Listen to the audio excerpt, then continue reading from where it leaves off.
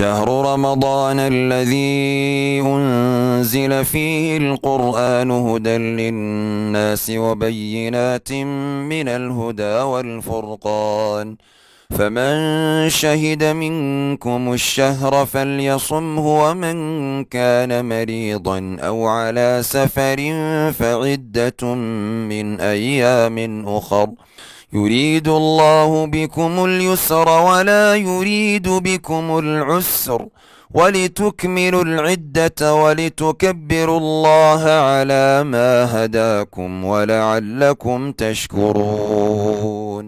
الحمد لله والثناء لله والصلاة والسلام على رسول الله وعلى آله وأصحابه ومن والاه. اللهم انفعنا بما علمتنا وعلمنا علما ينفعنا وزدنا علما. وبعد، waxaynu galayaa shahr alfadiil, bishii fadliga badnayd ramadaan. ilaahay waxaynu ka baraynaa meelaynu joognaba inuu inaga aqbalo. bisha ramadaan wax badan baa laga hadli karaa cilmigeeda, laakiin dhowr iyo 10 daqiiqo soo socda insha Allah waxaynu ka hadli doonaa afar arrimood inta waqtigu inoo saabaxo. midda ugu horeysa waa bishan xukunkeeda ama miisaanka iyo mansilada ay bisha ramadaan iyo soomkeedu ku leeyahay islaamka dhexdiisa, iyo midda labaad oo ah fadligiisa, midda saddexaad oo ah cibaadadan wixii dhaawici kara ama jabin kara, iyo midda afraad oo ah waxyaabaha inoo bannaan bishan dhexdeeda ama aan dhib lahayn in la sameeyo dadkuna laga yaabo inay ka shakiyaan. bishan xukunkeeda marka la eego waxay tahay waajib, way sii dhaafto waxay tahay farad, way sii dhaafto waxay noqotay arkaanu islaamkii. arkaan islaamka tiirarka islaamku ku taagan yahay weeye. ilaahay baa wuxuu fi suurati al-baqara yaa ayuha alladhiina aamanuu kutiba calaykum as-siyaamu kama kutiba cala alladhiina min qablikum la'allakum tattaquun. dadkii shahaadanayay ee ilaahay rumeeyay buu rabbi u yeedho wuxuu waxa la idinku waajibiyay. kutiba waa erayada tilmaamaya xukunka waajibka ah ee faralka ah. bisha ramadaan soomkeeda la idinku waajibiyay sidii ummadii horeba la idinku loogu waajibiyay. wax idinku cusub baaha, waxa laga helayana ilaahay uu sheego waa la ka cabsi iyo taqwa. nabigu sallallahu alayhi wasallam xadiis dhowr abu kaga hadlay bishan xukunkeeda, miisaanka ay leedahay inuu farad yahay, laga maarmaanay in la soomo. waxa cadeynaya xadiidkii Bukhari Muslim ku sugnaa من حديث طلحة بن عبيد الله وحا أصحابي nin baa nabiga u yimi صلى الله عليه وسلم. ninkaas su'aalo dhowr nabiga weydiiyay waxa kamid ahaa soom muxuu ilaahay ugu leeyahay. aniga waxaad ii sheegtaa soomka inta faralka ah. markaa nabigu wuxuu ugu jawaabay shahru ramadaan, bisha ramadaan baa kugu waajiba ilaa an tatadawwa shay'an, inaad sunna la timaado mooyaan. ramadaan wixii ka soo haray waa sunne. marka sidii buu ninkii ku tagay. marka xadiidkaasi wuxuu nabigu ku cadeeyay bisha ramadaan soomkeedu inuu yahay soom faral ah. ninka nabiga wuxuu weydiiyay soomka faralka ah. daliilka saddexaad xukunkiisa cadeynaya waxa weeye xadiidkii ibn Umar uu warinaya caanka ahaa Bukhari Muslim ku sugnaa buniya al-islaamu ala khams. islaamka waxa lagu dul dhisay oo uu ku taagan yahay 5 tiirarkiisa arkaan islaamka ah. waxaa kamid ahaa soom ramadaan, bisha ramadaan soomkeeda, tawxiidka, salaada, sakada, soomka, xajka. marka soom ramadaan min arkaan al-islaam, tiirarka islaamku ku taagan yahay weeye. waxa kale oo isaguna shanaad oo daliilka ama afraad si cadeynaya uu noqonaya xadiidkii caanka ah sida xadiisu jibriil al-muttafaq alayhi Bukhari Muslim ku sugnaa. malakul jibriil baa u yimi rasuulka sallallahu alayhi wasallam واصحابتي la fadhiya. marka tilmaamo iyo tacliimaad buu siiyay sidoo nabigu markii dambe lahaa waa malakul jibriil oo idin yimi isagoo diintiina idin baraya. arkaan islaamkii buu nabiga weydiiyay uu ka jawaabay, arkaanul iimaankii buu ka jawaabay, iyo ihsaankii iyo samafalkii buu ka jawaabay. waxaynu uga soconaa arkaan islaamkii ayaa xadiidkaasi uu ku daray soomka bisha ramadaan. marka daliilada quraan iyo xadiis bale waxay noo sheegayaan qofka cibaadada iyada ka taga isaga oo u kasaya isaga oo wax cudur daara lahayn qofkii muslim yahay inaanu islaamkii waxba u reebin oo isku dayay inuu gunta ka jaro bishani waxay leedahay fadli amar soomka ramadaan fadli buu leeyahay sida uu xusaya xadiidka saxiixa min xadiisi abi bakr radiyallahu anhu nabigu wuxuu shahraani la yanqusaan shahra ciid ramadaan wa dhulhijja laba bilood ma nuqsaamaan nuqsaani kuma timaado waa labada bilood la ciido ciida ramadaan iyo ciida bisha la yiraahdo dhulhijja laba macna culimadu ku fasireeno ajrigoodu aad buu u dhameystiran yahay oo qofka bisha ramadaan sooma ajrigiisu u dhameystiran yahay bisha carafa la yiraahdo ama dhulhijja qofka xajkii la yimi ajrigiisu waa dhameystiran yahay ila laba tirarkii islaamka ku jira labada bilood waxa kale oo lagu fasiray labada bilood mar qura ma wada naaqusaan oo tooman ma wada noqdaan hadii bil kamid ah ay dhimanto bisha ku xigta dhamaystirmaysa haday ramadaan dhimanto waa in bisha kale dhulhijja iyadu dhamaystirantaa hadii dhulhijja naaqis tahayna ramadaan ba dhamaystirmaysa tafsiirkaana waa la saaray waxa kamida xadiidka fadliga bishan sheegaya bukhari iyo muslim waxa ku sugan xadiidka caanka marar badan maqasheen min xadiisi abi hurayra nabigu calayhi salaatu wasalaam uu bushaareyn jiray ummadda waxa khayrka ah ugu soo kordhay buu ugu bushaareyn jiray wuxuu oran jiray ramadaan baa idiimo bishii barakaysnayda soomkiisu ilaahay waajibiyey albaabadii jannada la furayaa wiinaartana waa la xidhayaa shayaadiintiina waa la xidhayaa macnaheedu waxa weeye fadligu inoogu bushaareynaya bishan ay leedahay marka qofka intaasi isugu hagaageen ee albaabadii khayrkuna u furan yihiin albaabadii sharkuna ay ka xidhmeen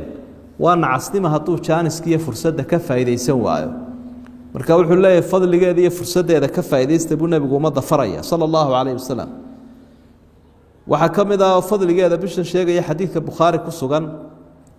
nabigu tilmaamay calayhi salaatu wasalaam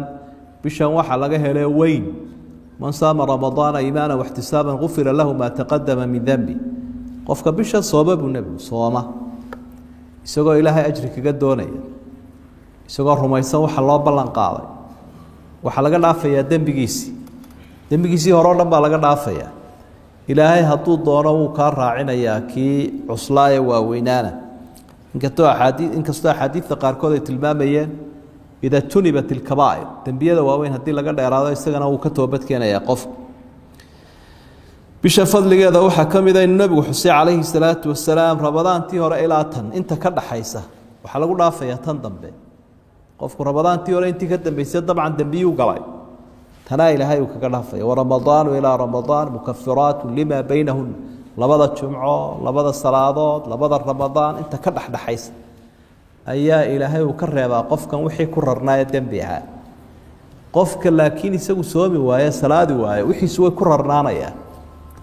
dembigiisii wuu isfuulayaa waa mutaraakib aakhire isagoo buuraleeg buu la soo xaadiraya fadliga bisha waxaa ka mid a in habeen qaali uu ku jiro oo leylatulqadri la idhaa oo tobanka dambe ku jira oo qofku cimrigiisu intee hore u kaco qarni wax ku dhow buu cimrigiisu hore u kacaya fadligiisu wuu fara badan yahay bishan ama hada shahr alfadiil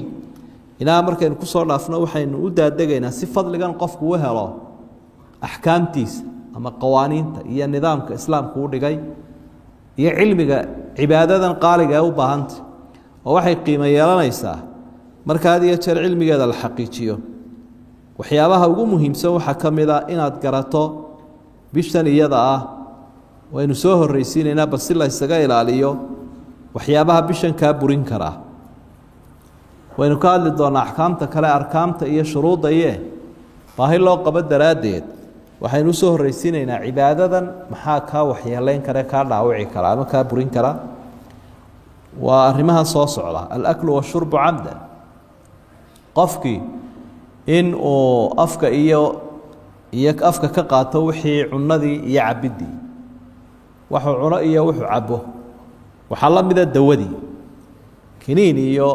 tusharoobaa mid kasta ahaatee wixii qofkaasi uu afka ka qaadanayo waa ka burinayaa soomkii waxaa ka jebinayaa isaga oo iska hunqaaciya sidaan intaba nusuus iyo axaadiid baa wada xusaysa qur-aan iyo xadiidba marka hadduu qofkii iska hunqaaciyo ogaan soomkii waa ka jabaya haddii laakiin hunqaacadu ay daralla uga timaado oo isaga awooddiisa iyadoo ka baxsan ma ka jabaya soomkii afkunbuu iska maydhaya wasakh waxaa ka mid ah idkhaalu lmaa'i fi lanf biyihiiyo sanka iskaga shuba nebigu sala allahu calayhi wasalam asxaabiga markuu tilmaamaya waxau leey wabaaliq fi listinshaaqi ilaa an takuuna saa'iman markaad had iyo jeer sandaarsanayso eed weysaysanayso biyaha kor u yaro geli sanka si wasakhda gudaha usoo maydhaan biyahaas ilaa inaad soomantahay mooyaane haddaad soomantay sanka horaha u gelinin buu nebigu leeyay waxaa laga fahmay biyihii hadday markaa xagga sare gaadhaan inay soomkii jebinayaan galmadii baa ka jebinaysa ninkii afadii oo sooman haddii ay galmo sameeyaan soomkii waa ka jabayaa axaadiidta saxiixa siday tilmaamayso istimnaagii baa jebinaya biyii taranka qofku iska keeno rag iyo dumar mid kasta ahaado dhiiggii dhalmada iyo kii caadada labaduba way jebinayaan qofkii oo sooman hadduu dhiiggii dhalmadu ka yimaado ama ruuxii dumarka ahayd ay dhasho ilaahay baynu ka magan gallay waxa qofka ka jebinaya riddada hadduu diinta caayo ilaahay caayo rasuulka caayo cibaadadiisii waa maalintaa way jabtay inta u hadhayna wuu iska afaysanaya xalaal umaha inuu wax cuno waanu soo qallaynayaa ilaahayna wuu toobad keenayaa waxaa ka mid a waxyaabaha jebinaya alcasmu cala alifdaar qofkii wuxuu go-aansaday inuu iska cuno uma hadhin waxaan ahayn inuu darsado waayo niyadu waxay ka mid ahayd arkaantii iyo tiirarkii soomka ayay ka mid ahayd marka tiirarkii mid ka mida buu hawada ka saaray ama uu lumiyey waa adigoo salaaddii ku jiro inaa iskaga bax way kaa burtay marka arrinta niyaduna waynu xusi doonaaye tiirarkay ka mid tahay marka soomkii taana wuu kaga jabayaa culimada qayb ka midii waxay ku daraan toobinka inkasta oo sida raajixa ay tahay toobinka iyo dhiigga la yska qaadaya inaanu waxba yeelaynin waxyaabaha qofkii u bannaan waxaa ka mid ah 10kan arrimoodee soo socda si aan wakhtiga idinka feedeeyo dhaqsiaan u dareerin doonaa iyada oo qaarkood daliiladooda aynu ka soo gaabsanayno waxaa ka mid a waagoo qofka u baryo isagoo jinaabo leh hadduu qofka isagoo jinaabo leh waagu u baryo soomkiisa wuu bilaabanayaa waxna ka yeeli maayo jinaabadaas waxba ka yeeli mayso ee wuu iska maydhan doonaa markuu salaada subax u sii socdo waxaa ka mid a inuu qofku maalintii maydhan karo siduu nebiguba sala allahu calayhi wasalam jinaabada uga maydhan jiray waagoo baryey waxaa ka mid a inuu qaadan karo qofku irbadii dawada u isticmaalayo irbadii dawada uu isticmaalayay laakiin aan cunnada ahayn ama xumad jabintii ama antibiyootigii wixii la mid ahaa garaacii waxyaabaha mar haddaanay ahayn wax faytamiino iyo gluukos iyo waxa ahayn dhiigga yare la iska qaadaya waxba ma yeelayo hadduu qofku caruurtii raashinka u dhadhamiyo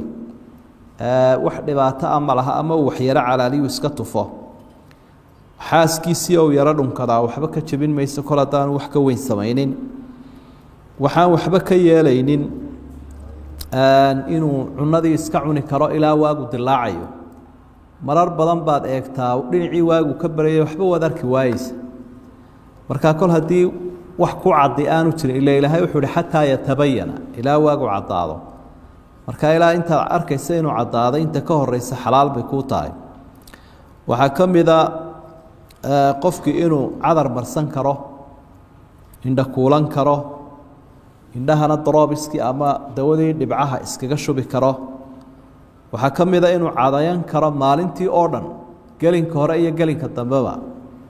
hadallada ama culimada aqwaashooda qaar ka mida gelinka dambe sheegay inaan la cadayanayn laakiin madhabta shaaficiyada ay ka mid yihiin kuwaasuna sida raajixay waxa weeye madhabta shaaficiyada labada gelinba in la cadayan karo ama stiyaaku saa'imin bacda zawaal fakhtiira lam yukrah wayaxrumu lwisaal subadka sheekhaa siduu ku sheegay waxau leeyay madhabta shaaficiyada laftigeeda waxa mukhtaar ahoo la doortay labada gelinba inuu qofkii cadayan karo waxaa ka mida luqluqashadii iyo sandaarisigii way kuu bannaayiin markaad weysaysanayso inaad biyina afka ku nadiifinayso sankiina aad ku nadiifinayso laakiin aad ka daynaysa uun inaad sankii hore u geliso si aynu horeba usoo sheegnay markaa ilaa 7-8 shay aynu soo sheegnayna way buriyaan 10kan arrimoodba way kuu bannaan yihiin fadligaana soomku wuu leeyahay miisaanku sharciga dhexdiisa ku leeyna waa kaa afartaa arrimood ayay inoogu joogaysaa 15 daqiiqo in sha allahu tacaala kalaamkeenu ku koobnaa 10 iyo cadba waa la yareereystaa waxba badin mayna in sha allahu